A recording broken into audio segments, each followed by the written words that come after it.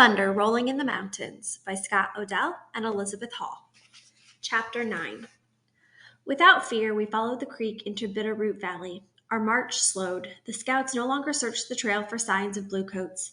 We moved through the valley, trading gold dust and horses for supplies. The settlers seemed friendly. The shopkeepers opened their stores and sold us flour and coffee, sugar and tobacco.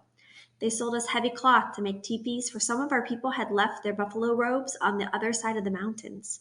We saw no soldiers. As we rode along, settlers waved at us and wished us well. Yet my father's heart seemed to grow heavier with each step of his horse's hoof. We were moving farther and farther from the land of the wandering waters.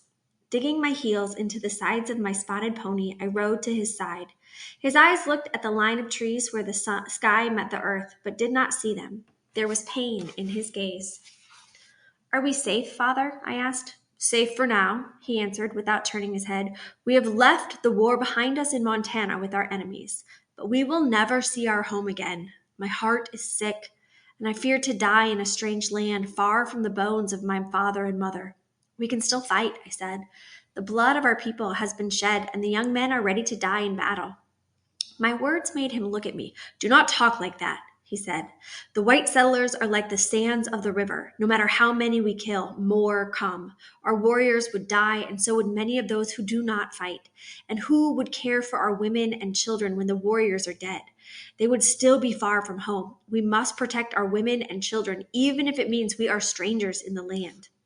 His mouth made a straight line. His words came like a sigh. "We will go on to the land of the Crows," he said. "There we can hunt buffalo and replenish our herds. The bluecoats do not bother the crow." At first I was sad. Then, like a ray of sunlight, a thought came into my head. If the war was really over, 2 moons would let the marriage go forward. I began to feel happy. When we reached the Crows, Swan Necklace could find colored earths and paint our marriage blanket. Then we could have our own teepee. When my father felt better, I would speak to him about it. I dropped back to ride with the children. I showed them the squirrels scampering up the trees and leaping from limb to limb. I pointed out the hawks that hung high in the sky and the woodchucks sitting beside their holes. I called out when we passed patches of ripening blackberries. I told them about the wire strung on poles beside the trail. "See the silver wire," I said. It talks all day and night. It sings like a lark, sending the settlers' words from one town to the next." The children's laughter rang out for the first time since we left Salmon Creek. They did not believe that a wire could send talk across the miles. I found it hard to believe myself, but my father had told me about the click-clack. He said that the clicks run through the wire like evil spirits, telling the one-armed general which trails we took and where we camped each night. Swan Necklace joined us. We rode side by side, our legs touching. I looked at Swan Necklace and thought about our marriage, and my cheeks turned scarlet. To hide my embarrassment, I told the children stories about Coyote, the trickster with magic powers. One of their favorite stories was about the time Coyote created the tribes. One summer in the days before there were people, Coyote learned. Pages are stuck together. That some monster was eating all the animals. Coyote went to the river where the monster lived and let the terrible creature eat him too. Once Coyote was inside the monster's belly, he started a fire. With a stone knife, he cut the monster's heart from its body. As the monster lay dying, Coyote slashed open its belly and freed all the animals. Coyote cut the monster's body into pieces and flung them across the land. Each piece of bloody flesh became a tribe.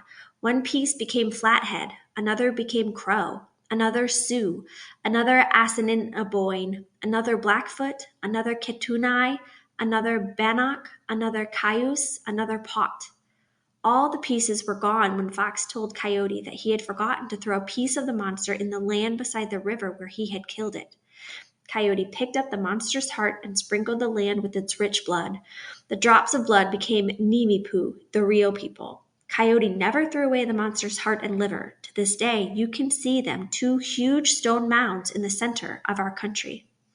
Another time, Coyote and Black Bear got in a ferocious argument. Coyote was busy fishing when the argument started. He became so angry that he marched out of the river and threw his fish net way up the hill. Then he grabbed Black Bear by the scruff of the neck and shook him hard, saying he'd teach the bear not to bother him while he was fishing. He picked up Black Bear and threw him against the hill on the other side of the river, using his magic powers to turn the bear into stone. And there they remained to this day, high above the Clearwater, the net on one bank of the river and the bear on the other. I told stories until shadows fell and we came to a halt. We had been in the valley for 10 suns.